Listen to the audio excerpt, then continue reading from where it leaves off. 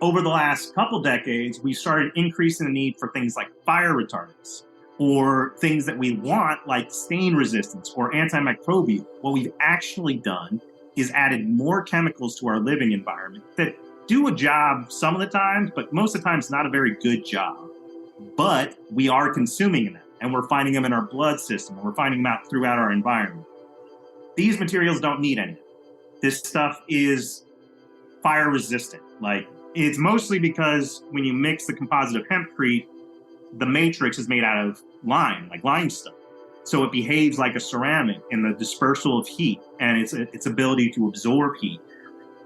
We see correlations between health, especially when we look at affordable housing, between the materials used in affordable housing, the effect on health and the effect on education, because people are consuming chemicals that are having a consequence.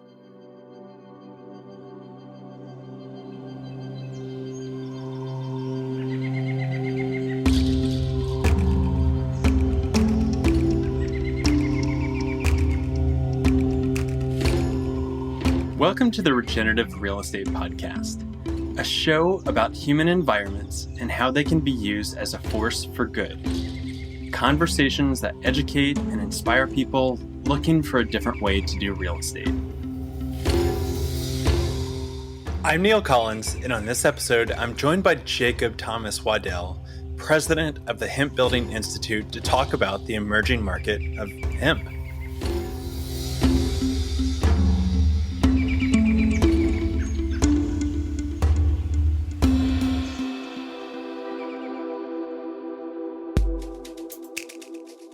One of the perks of the show is that it helps me keep an antenna up for people doing really innovative work. If you've been tuning into the show, you'll know that I love to cover a wide range of guests and topics that are all related somehow to regeneration and how it is being applied through the lens of real estate.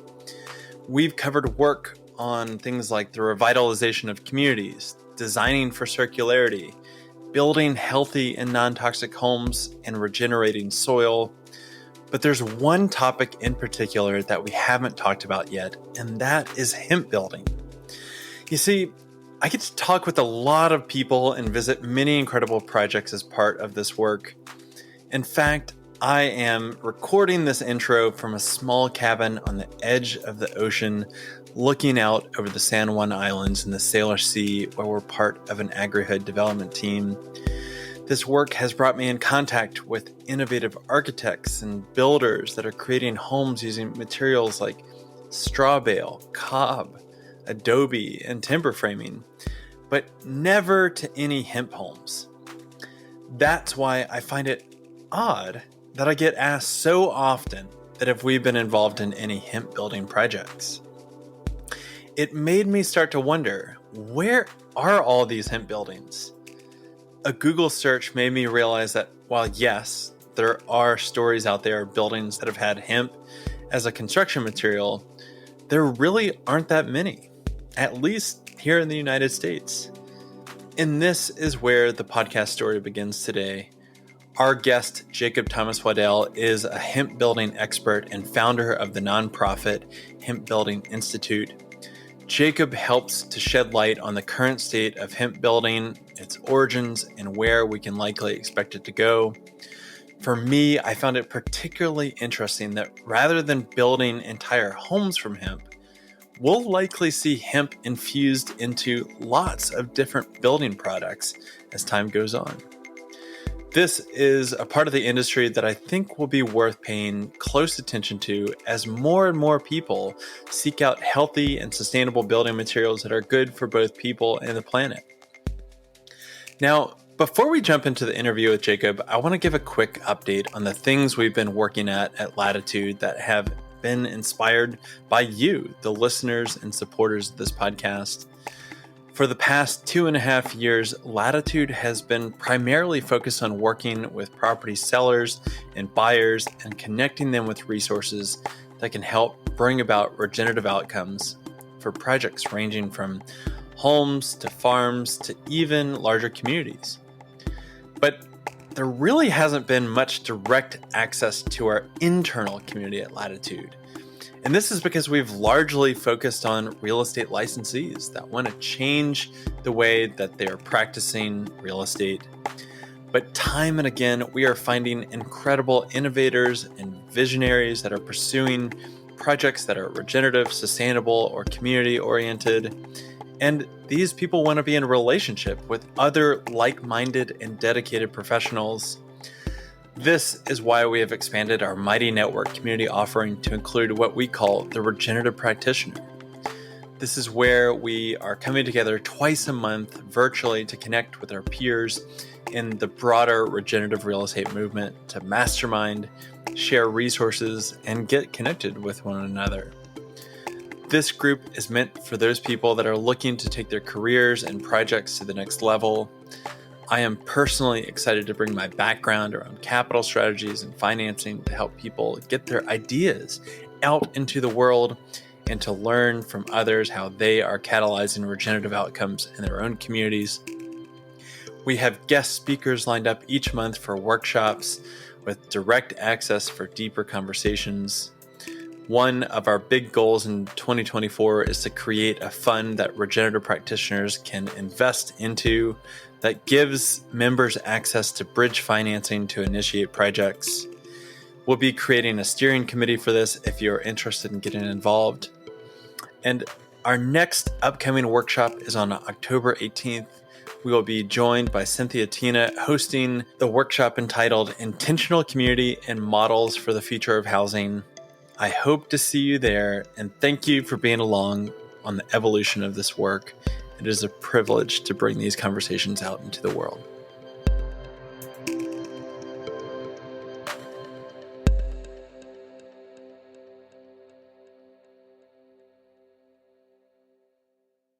Jacob, thank you for joining me on another episode of the Regenerative Real Estate Podcast. And ladies and gentlemen, we have Jacob Waddell on, the president of the Hemp Building Institute.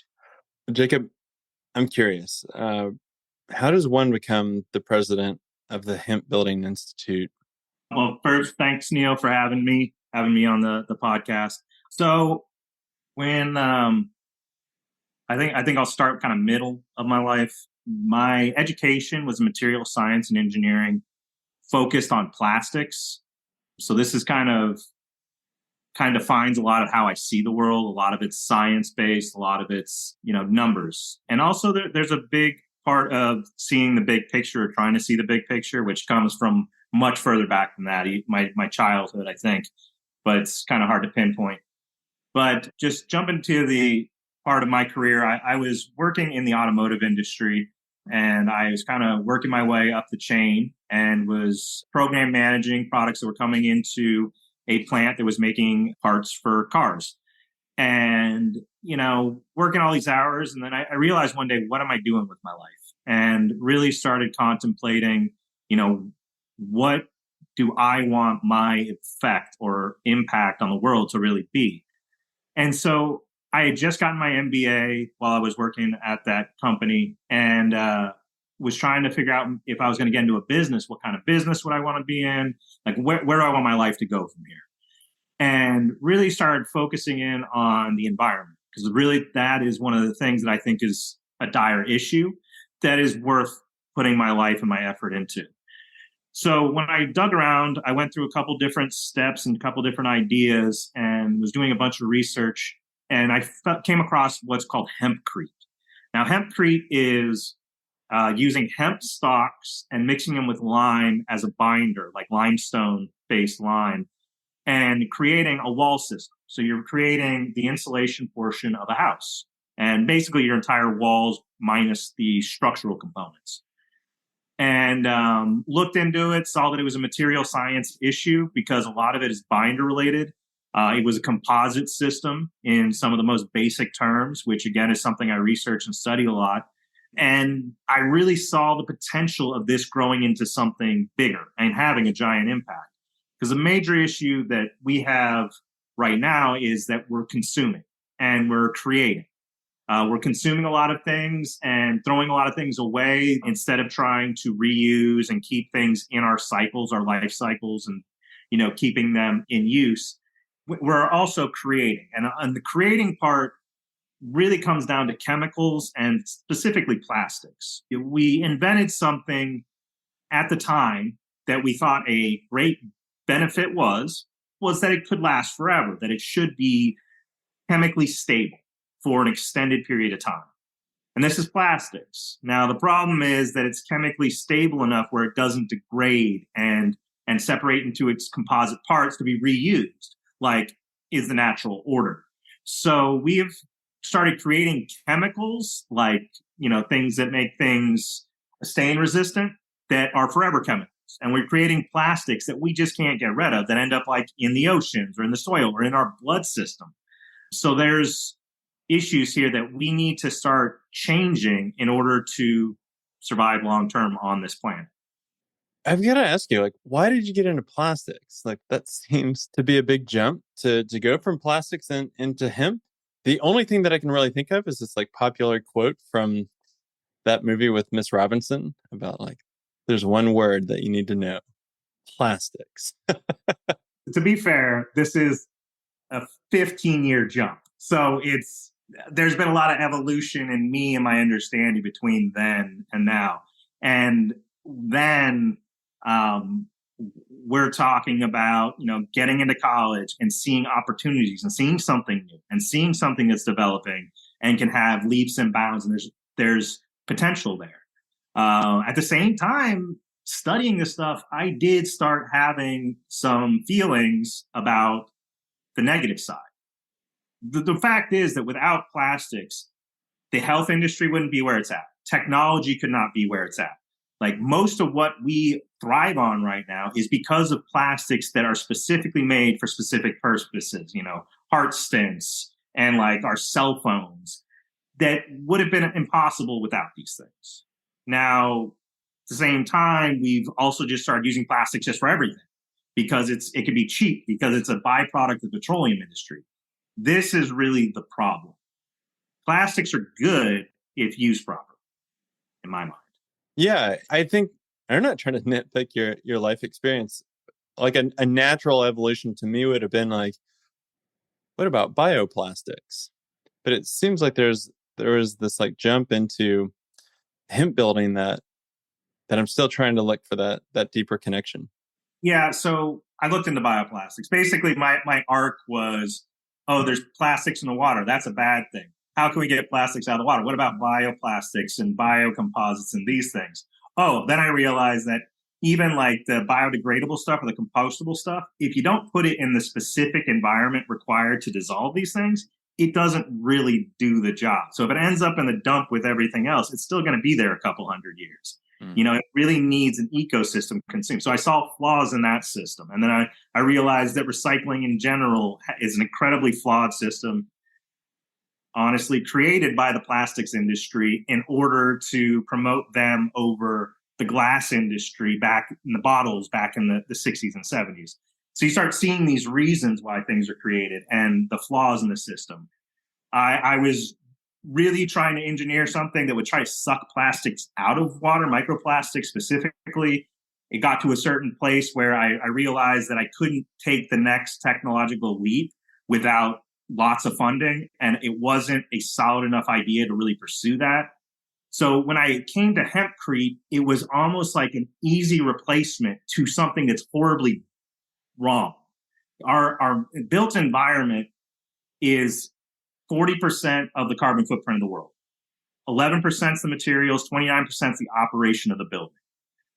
We have made technological leaps basically forced in by the creation of the air conditioning system and the plastics industry to try to create sealed boxes where we pump everything in mechanically.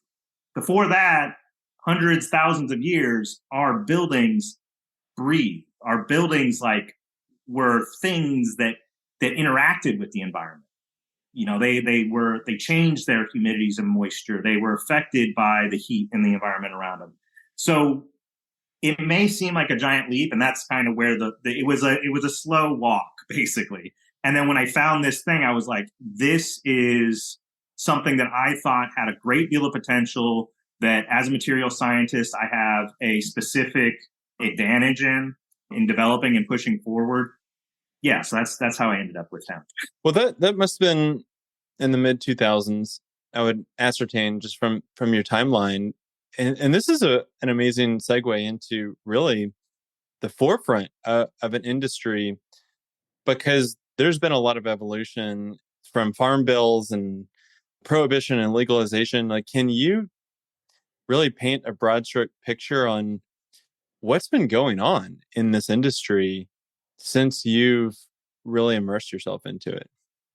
Okay, so the reality is my timelines move a lot faster because it's just the way I operate and move quickly. So I actually would have been the mid, it'd probably been 2017 ish. But here's the arc: is 2014. There's a big giant push to try to legalize hemp. It gets approved for like scientific facilities and research. At that point, you start to see the development of the hemp industry. Now, when it was first proposed, the focus was on the traditional uses of hemp, which are fiber, grain, potentially things like building materials. But what ended up happening was the CBD world kind of took over. The cannabinoid world came underneath it because there was more potential money there because of many different reasons. And so that started taking things over. And then 2018 Farm Bill, it became legal to grow in states. You know, states can make up their own rules. So it wasn't necessarily national, but it was basically nationally decriminalized. And you had to have a farm program, but you could grow this stuff. That was the big boom. And then suddenly all these people were growing it. But now they saw that the money was in the CBD world. So all the money went there. And now you're seeing that kind of bubble burst. And you're starting to see two things. One, which is a negative, which there's a lot of farmers that lost a lot of money and are very upset about what happened, which are difficult because we need farmers to grow this stuff. And the other side of it is you're seeing the industry turn its eyes back to the industrial purposes, which is the grain, the fiber, and things like the building materials. So you're starting to see an industry-wide refocus. Now, when we talk about hemp building products, that story really starts in the 80s. So in the 1980s, there was a French builder he was trying to repair buildings that were using Waddell and Daub. And what people were initially doing was taking concrete and putting it in there. What was causing that was a moisture barrier. So suddenly, this thing that had been able to breathe and had moisture going in and out now had to stop it. That was creating mold, that was creating rot, that was basically destroying these historical buildings. So doing his own research, he came up with the original, what has been thought of as hempcrete, as we currently think of it, which is hemp mixed with a lime-based binder. And there is often, especially in the early days, a little bit of Portland cement in there, just for strength reasons that were demanded by the French government. But so that's in the 80s. So since then, it's been developing in Europe and creating and growing and getting bigger. And there's been projects in the United States. There's some projects pre-permitting that apparently have been done, but the first permitted ones were like in 2009. And I think 2010, it was when it was like actually sent out in Asheville, North Carolina. I think they had 3 or 4 there. There's one in Tarpon Springs, I think in 2012 in Florida. And you start seeing them pop up a little bit. But because this is, again, before that 2014, where we could grow hemp as, research, this was before that even happened. So there was not enough momentum. And there's real price difficulties that come in when you have to import all your materials. So now what we're seeing is since the 2018 Farm Bill, especially because we're starting to see the hysteria about the cannabinoids kind of die down and seeing this refocus, you're starting to see an industry develop. So this is, I will tell you through my eyes on this process. So I think I want to say it was the winter or fall of 2018. I went to a thing called the Hemp Building Summit in Idaho. And that's where a lot of people that were kind of tinkering with this idea and starting to develop things in the hemp world really kind of came together. This was put together by a company called Hempitecture, who's really been trying to lead a lot of different things in this industry. That's where I met what was developing the start of the U.S. Hemp Building Association, which is the trade association. And I guess this must have been 2019, actually. I'm doing my calendars right. And so in 2020, I became involved more.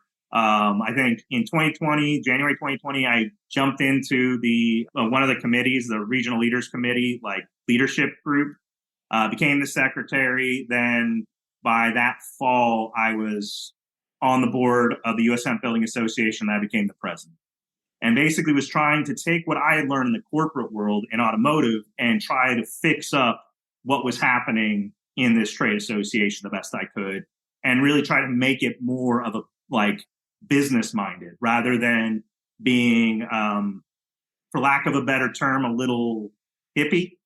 There's some real professionals that were in there from the beginning, so I don't want to discount that at all. But there was still an impression of this as, a cannabis thing rather than being a legitimate, solid building products that have a lot of benefits. So from there, we've seen the development of the industry. We see more products coming out. Hemp Texture has moved on to now working on bat insulation. And in 2018, I think, Hemp Wood started in Murray, Kentucky, which makes like a wood replacement that is like flooring. We've seen the actual hempcrete side of things development a lot more.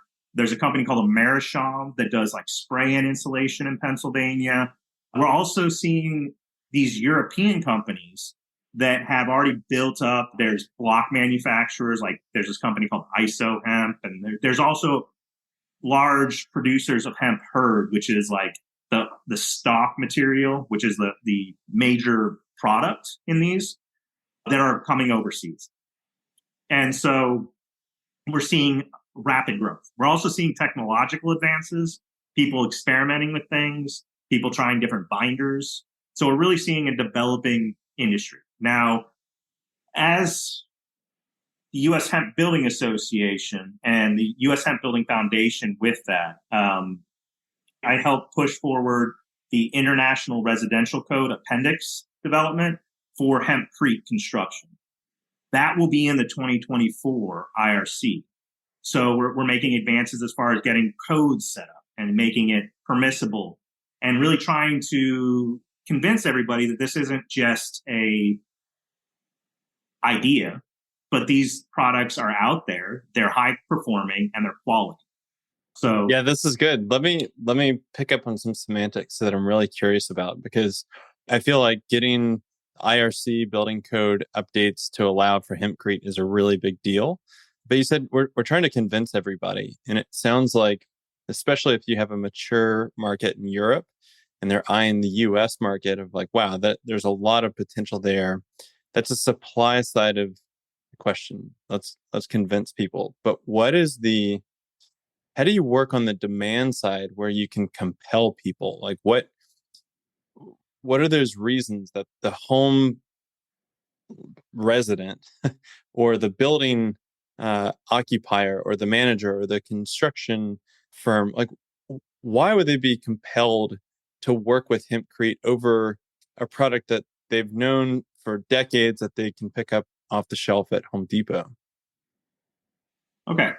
The truth is that we are only starting to realize some of the damage we've been doing over the decades of building following the current practices. We can start with the environmental impact. There's really like environmental situation. There's health concerns, and there is just an overall sustainability. The environmental one really kind of covers most hemp products. Carbon is what makes up a plant. So when a plant grows, it is going through photosynthesis and absorbing CO2 from the air and creating the matter that becomes the plant. So when we talk about using hemp building materials, we are sucking up carbon from the air, and by volume, there's a percentage that is then in that final product. So when we talk about hempcrete, more than, let's say, hemp, like the hemp bat insulation or the cloth stuff, and this goes very equally with hemp wood, you're using a high volume at that point, or a higher volume of the material. So you are actually creating a carbon negative building material. This is so beyond the norm that it's almost hard to explain to people, because when you talk about the creation of like anything metal, right? You have environmental impacts or carbon impacts of extracting that metal, of processing that metal into something that can then be used to manufacture, of manufacturing that product, and of installing that product. All those carbon positives.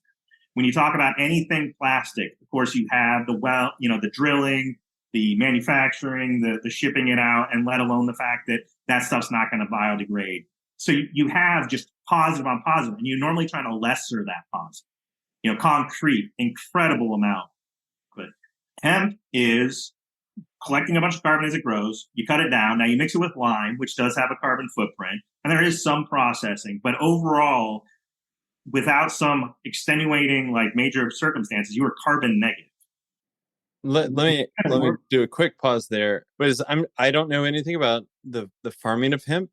Is it easy to grow? Are we replacing one evil with another of like a monocultured industrial crop? Like this is where I am a complete beginner at hemp farming.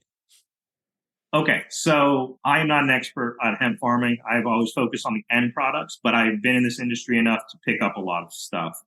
For one, we're not anywhere near a monoculture. Actually, one of the great things about hemp is that it can grow in so many different climates, but that's because there have been genetics that have been developed or, through time have become acclimated to climates, from like Sweden, and, they're growing stuff in Kenya, that now. So we have a wide variety. And even when you talk about the United States, things work better in the Southeast than will work in, Pennsylvania. They'll work different than in the Dakotas, which will work different than in California. And we've seen this because we've been pulling genetics from different parts of the world in order to get things to grow properly. And we still have a long way to go when it comes to genetics. But basically genetics, we're not really approaching a monoculture. And that's actually would be not only against a lot of philosophy of a lot of people in this industry, but it just doesn't make sense for output, for actually getting production. When you grow this plant, it works best if you put it in a rotation. So you don't want to be growing hemp after hemp after hemp. It's more like I grew corn this year. I'm gonna grow, I'm gonna grow corn, then I'll grow hemp, and then I'll grow like bean or something like that, and then corn, then hemp, then bean, just like we've been doing with every other crop. We want this to kind of just fit into what farmers are used to, really, for it to produce and be manageable in the long run. It's really good for the soil. Now, it absorbs a lot of things, including like heavy metals from the soil. It's called phytoremediation. It's been used to clean up different disaster sites. They've grown it from places like Chernobyl to places like in Italy. There was a tract of land that had been destroyed because there was an automotive factory there. And so there was a whole bunch of heavy metals left in the soil. And so now this land cannot be used for products that would be consumed by humans. But you can grow the hemp there and it'll start absorbing that. And after, a certain amount of years, suddenly it'll be to a level that you can then grow a crop on it again. So there's a lot of benefits to using this crop on the agricultural side. So environmental, carbon negative, it's always weird. We've got some marketing work to do on carbon negative and carbon positive. Yes, I've heard the arguments and the discussions about it, and I don't know. It sequesters carbon. We'll just put it that way. Yes, and it helps to build the soil. It sounds like. What strikes at the heart of somebody that is going to be living in a home that is built with either hempcrete or hemp flooring? Like what the environment aside, how does it relate personally to an individual? So really, the personal aspect really kind of boils down to health. We spend 87% of our time indoors, like 6% in our car. So that's like 93% of our time not outdoors. But, it's 87% of our time within buildings, according to a survey by the EPA. Indoors, we see 2 to 5 times the pollutants as outdoors. Now, the primary cause of most of those pollutants are either the building materials around us or potentially things we drag into the house with us. So for generations, we've been building homes with natural products. We really haven't had this issue. There's going to be basically an equilibrium with what you'd expect outside, except for maybe cooking devices, which are generating a lot of carbon. But other than that, you're not getting anything from the materials around you. Now, when we started getting into the plastic revolution, when we talk about like the 40s and beyond and using AC systems, we start putting materials in that we are then now breathing the VOCs from, that are breaking down as they're used. And then we are turning into dust, and then we are breathing those in, or they're getting on our food or putting on our hands, and then we're eating them, or they're absorbing through our skin. And over the last couple decades, we started increasing the need for things like fire retardants or things that we want like stain resistance or antimicrobial. What we've actually done is added more chemicals to our living environment that do a job some of the times, but most of the times not a very good job. But we are consuming them, and we're finding them in our blood system, or we're finding them out throughout our environment. These materials don't need any of it. This stuff is fire resistant. Like, it's mostly because when you mix the composite of hempcrete, the matrix is made out of lime, like limestone. So it behaves like a ceramic in the dispersal of heat and its ability to absorb heat without decomposing or breaking apart. That's probably a big thing, is we need to change our current practices, because what we're doing is we're putting more chemicals into our environment. We are creating systems where mold is created. So basically, the cause of mold is moisture gets stopped in some place it would not naturally get stopped because you have some plastic or some other resistant thing. And then that leaves an environment prone for mold growth. So by not creating barriers where there's stoppage of water, by like not using a vapor barrier, which you can't really use with hempcrete, you allow for the systems to naturally work and not have the creation of mold. Those are probably the biggest things. We see correlations between health, especially when we look at affordable housing, between the materials used in affordable housing, the effect on health and the effect on education, because people are consuming chemicals that are having a consequence. Yeah, this is really my entry point into why we're even on this podcast, is just the realization of, and I don't even want to say there's a correlation. I would imagine that there's a strong causation, that we've just toxified our worlds. And as someone that was a real estate professional that was either developing homes and habitats or helping to transfer them from one owner to the next, to really look at the data to see these exploding pandemics that are cancer, autoimmune diseases. And you're saying, what on earth is going on? Is it the food that we're eating? Yes. Is it the way that we're building? Yes. So it's not just our outdoor environments, it's our indoor environments. And I've had such an amazing time learning from people like you. And there's actually an architect out of Southern Oregon named Paula Baker Lepore and her husband, Robert Lepore. They have Eco Nest homes. And it's really talking about this natural materials that it doesn't have formaldehyde. They can breathe easier. And even the monochromatic colors that come from paint on sheetrock, it's not good for our eyes. Like we can actually have natural plasters that go over things like hempcrete that breathe easier. So I think that this is really where I was hoping to go, is like, how do we start to drive more consumer demand for it that will hopefully influence the contractor and architect, so that you can really have that supply and demand meet each other and continue to develop this. And that's where I'm curious. You're the president of the Hemp Building Institute. It sounds like you've got things going on with updating the IRC building code. Like, where do you really want this organization to go? What is its role within the greater ecosystem? So we did help just finish off the code work. That was something I had started when I was president of the Hemp Building Association. I really needed to see completed. We're actually moving away from that type of work, and we're trying to hand it back over to the U.S. Hemp Building Association. Really, where we're going is affordable housing. The reality is that the worst cases of environmental impact, health impact, and sustainability usually falls in affordable housing.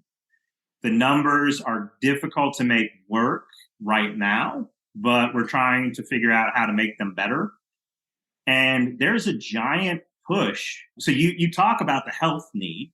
The reality is that we are just beginning to understand the health consequences of building materials. And that's just kind of coming up to the vision of, world leaders and stuff. It's not even discussed really.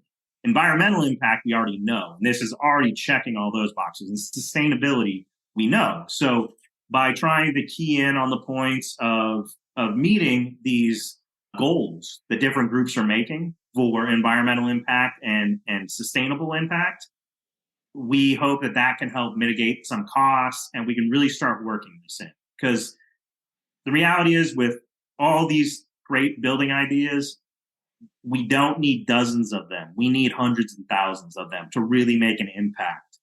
And so we need to figure out how to kind of mainstream, if you will, these as soon as possible. If we can figure out how to make it work in affordable housing or in government subsidized housing, then it becomes attainable for almost everybody, hopefully. And that's really kind of our thought process and our strategy. So we're trying to work on the costs. We're working with a couple other groups around the country that have also built houses and are really kind of focused kind of in this area to try to get our numbers together and really figure out strategically how to try to get adoption of this. Part of that is the codes, because let's be real, it doesn't get built if the permitting office doesn't feel comfortable with it. But in the end, it's going to take buildings and getting those buildings up that is going to make the difference. Right now, we have, I think, less than 100 hempcrete buildings around the country. We have a long way to go. What was the decision-making process, Jacob, between let's go with affordable housing to try to enter into more mass market versus taking a playbook out of Tesla to say let's focus on the luxury market and try to go mainstream from that direction? I would say, in short, is it kind of like you said, where do you fit in the ecosystem? There are plenty of people building the houses for the rich right now with these materials. These are high performing, healthy, environmentally friendly materials. There's a Cape Cod house that was built last year. There's sizable things. Really, we saw the need and the push for trying to bring it to the affordable level, to try to find a way to make the math work out that the average American could afford these things and could consider them when they're building a house, or can look for it when they're looking to buy a house. We get a lot of architects and engineers and designers that tune into the podcast. If you're talking directly to that group, like what do you think that their steps are in order to begin to incorporate this into their designs, into speaking to their clients, or like what if you're targeting that demographic, what's their approach to help further this industry along? I think there needs to be greater education and greater understanding of the health, environmental, and the negative sustainable practices that we currently use. The AIA, I mean, so many of the trade organizations, the AIA is connected to the 2030 concept, and that was them trying to come to like carbon neutral building, I believe, by the year 2030. So there's the trade organizations and the groups have seen the need to make these changes. So I think that that the architects and designers are such an important part of this, and it kind of, there's like two sides of it. One is, do they understand that health and environment is a situation and an issue, and are wanting to to champion it?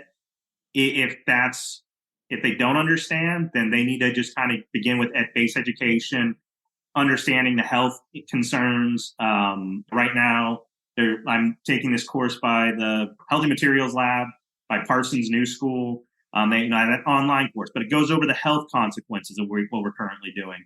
That's a good educational piece. When we talk about environmental, there's a lot more studies that need to be done.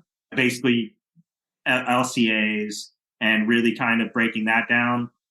That's a whole nother conversation about the LCA world and where we're at and where we need to be, because we have some ways to go there to get, let's say, harmonious understanding of how we calculate these things.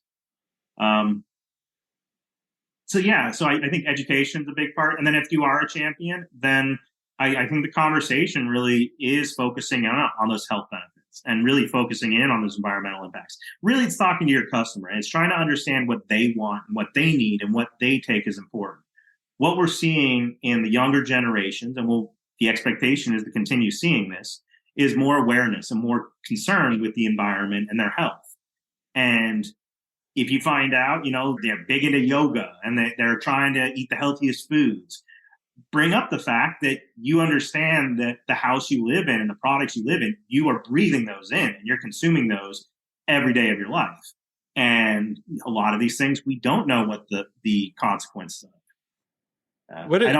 So I was just talking with a colleague of mine that she's pregnant, and let's say she wanted to build a nursery off of her house or an additional room.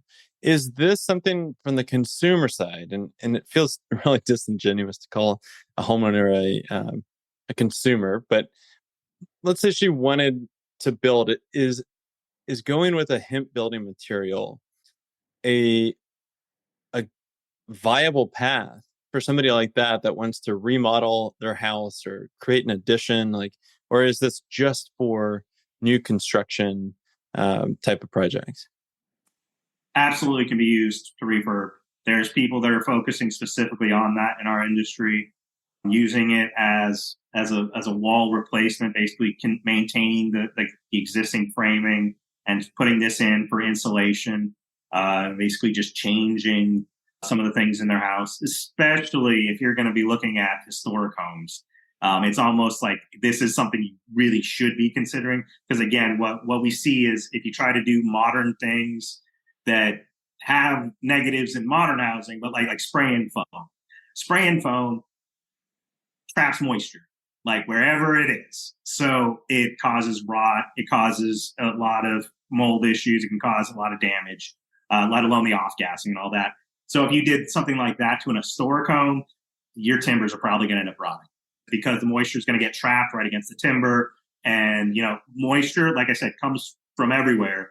If you cook inside your house, if you take a shower, if you breathe, you're creating moisture inside your house. And if that doesn't have a place to go, it's gonna find somewhere to sit.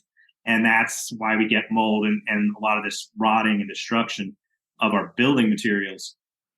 So yes, absolutely. That's when we look at when it was originally created. It was originally created to repair buildings. Does it have a pretty good R value on it? So really, when we look at R per inch, we're seeing about a 2. So it's not that high, but the real tricky part is there's actually 3 parts of its thermal performance. The R value is just your thermal conductivity, and that's the basics of what everybody uses in the industries. And there's reasons for that because many of the products benefit from just looking at this one number, and they needed something to compare. There's also a thermal mass effect. So you're actually creating a wall that has some density to it. So you have thermal inertia. So when the sun hits it, it's not like your house suddenly becomes warm. That heat needs to transfer all the way through that building material to come out the other side. You do see allocations for this in the building code because it's a known fact. And then you have what's called the hygroscopic effect, when you picture this, you have a matrix of stone and you have little pockets with plant material, which is the hemp herd. Moisture can travel through the stone. And when it gets into the hemp herd, it's kind of like in an environment, if you will. And then it can pass through the stone. And it's always trying to reach equilibrium between the whole thing. But this moisture within that plant material, as the temperature drops, it will condense. And as it heats up, it will evaporate. Now, condensation actually releases heat. So the temperature starts coming down, and all these little pockets in your wall are responding by having a physical reaction that is releasing heat. And then as it heats up, the opposite happens. it evaporates. It's the cooling mechanism. It's why we sweat. So you have all three of these things adding to the thermal performance, which is why when you look at the thermal performance of hempcrete, it always outperforms its R values. Where when you look at conventional building materials, they almost always underperform because they're tested at specific humidity and specific temperature range. And so they have kind of fixed the rules and played into that game as much as they could to get the best quote unquote performance. But really, it is benefited by the testing blindness, if you will. So, I'm going to geek out a little bit here because I'm trying to understand the construction for your building envelope. If you're are you using 2x4s? Like if you're building a denser wall, do you have studs that you're putting hempcrete between? Like what does this look like? Yeah. So you have stud framing. Stud framing is common in this country. You can also do it with masonry and kind of look at an air gap and put it against it. But since stud framing or even timber framing, you want to look at it that way.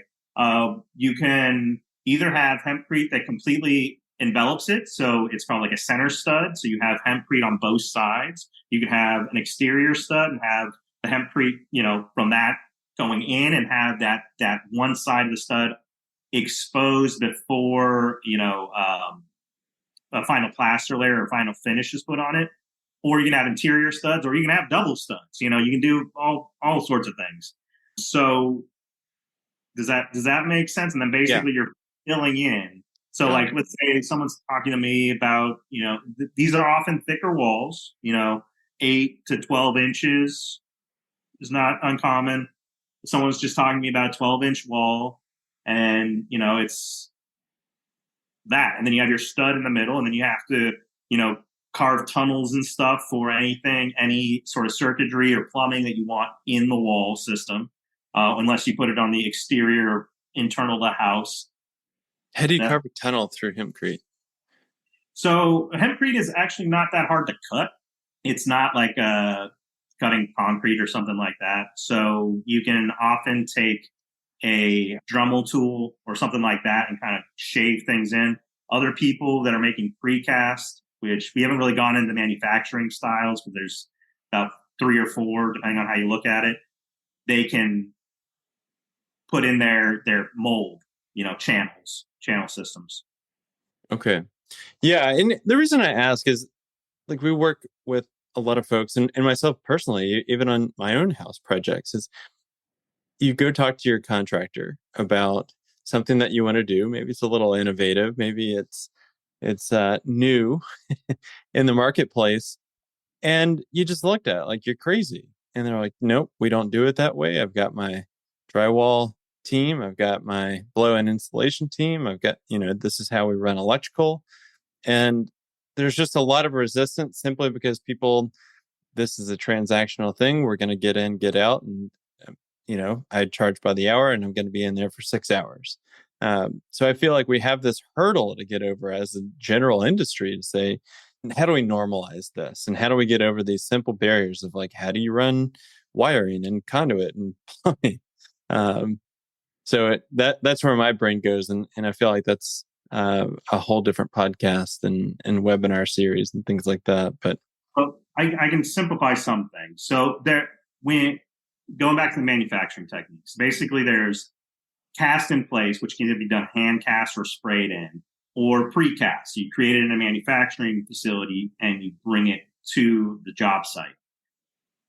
I and some people in the industry believe precast is the way forward because it can take a couple months for something to cure on site.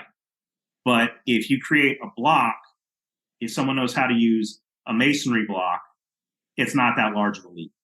And if people are using precast panels, slapping up a panel, it's going to be heavier than, maybe a SIP that they might be used to or something like that. But it's just slapping up a panel. And again, with the wiring and everything is at that point, you do that stuff or you figure out that plan in the manufacturing facility. And it hopefully can come to the job site and it is as simple as possible. it will still have a learning curve, and it still will be resistance due to this. But if we can lessen that curve, if we can make it as close to what they do today as possible, we have a better chance. That's amazing. Well, Jacob, this has been really educational and informative for me. Let me ask you, where does funding come from for Hemp Building Institute? Are you a 501c3, or what does that look like from the business side? We are a 501c3, so feel free to donate, or please visit us at hempbuildinginstitute.org and consider donating. We are also working, for government grants. We have a couple $2 billion or so that right now is really interested on environmentally friendly and sustainable building practices and implementing these. So we'll be looking at some of those funds and hopefully getting involved in projects like that. We're also looking at private funders and this side of things. The fact is that in order for us to move this forward, it's going to take a lot of people. It's not going to be done by a single person, and different people have to do what fits into their skill sets. And if you just happen to have some money lying around, it is very helpful to pass that money on to some people that are trying to do the work. So that's one way you can help. And if not, if there's other ways you can help, look at it and see how you can figure yourself in. Because like every emerging industry, it's not just the builders or the manufacturers, but it is lawyers, it's accountants, it's real estate professionals, it's installers, it is, processors of every level of the component. All these people, that ecosystem is what it takes really to make the industry thrive. Yeah, that's amazing. And I just want to underscore this for all the podcast listeners. Like we have a real responsibility if we want ecologically sound, healthy homes and habitats. We need to support efforts to do this through donations, through recommendations to your contractors and your building experts, through your purchases. Like we are at such a precipice, and I feel like we've got some really good momentum, and we can just keep going with it. Jacob, where can people learn more about what you're doing and stay up to date on the things that you've got going on with the Hemp Building Institute and the affordable housing efforts that you're doing? Is there a website or Instagram or anything like that? Hempbuildinginstitute.org is our website. We are on Instagram. I think it's hemp_building_institute. We're on LinkedIn. We're on Facebook. Those are all places to find us and kind of keep up to date with what's happening. If you want to reach out to me personally, it's jacob@hempbuildinginstitute.org is my email address. And, we got to keep moving things forward. And like you said, we all can do something. And even if it is asking questions, asking your contractor, asking, the people around you, if they are aware of this, and like spreading that information, that's going to be part of this. We need this to be, viral in a way where we need a collective understanding that this stuff is around and exists. And that's going to be a big hurdle and a big thing that we all can help overcome. Well, Jacob, thank you for your time. We're certainly going to have you back on to give us some progress updates over time. My just heart goes out to this endeavor, and I wish you the best of success. Thank you so much. Thank you again for having me, Neil. And let me know what I can do to help.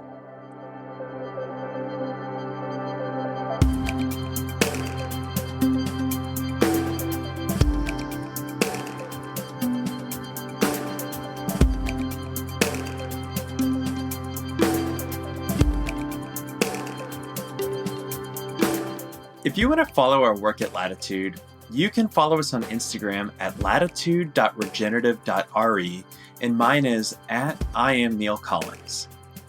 We inherently believe in the potential that comes from connecting value-aligned and purpose-driven people together in community. That's why I encourage you to join our mighty network and introduce yourself to the other people working across the globe to advance a more regenerative, resilient, and beautiful world. Here, we want to know what you're working on and what inspires you.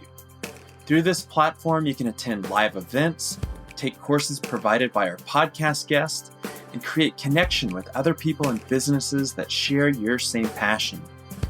To join, find the link in our show notes or visit our website at chooselatitude.com. If you'd like to support the show, please share it with your friends and be sure to follow us on your podcast app so that you always have the latest episode downloaded. Another way to support our regenerative field building is to leave us a rating and review on Apple Podcasts. Positive ratings help attract amazing guests, and they can be the deciding factor for someone else to tune in and listen. And who knows, maybe this is the kind of motivation that it takes for them to finally decide to align their profession with their sustainable and regenerative values and become a positive force for good within their own community. This show was produced by myself and edited by Anthony Wallace and offered as a part of our work with Latitude Regenerative Real Estate.